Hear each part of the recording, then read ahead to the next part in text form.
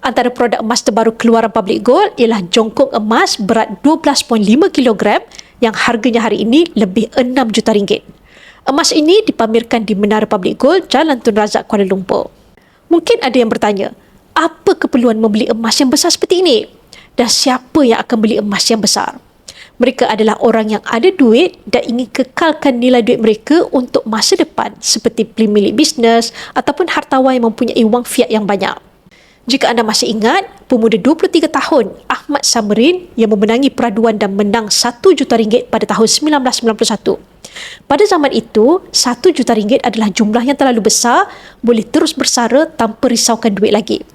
Tetapi nilai 1 juta ringgit sekarang sudah tidak sama lagi.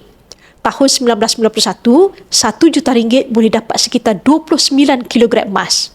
Hari ini, hanya boleh dapat sekitar 2 kg emas sahaja. Kemampuan keuangan setiap orang adalah berbeza. Yang penting adalah anda tahu cara untuk selamatkan kekayaan anda.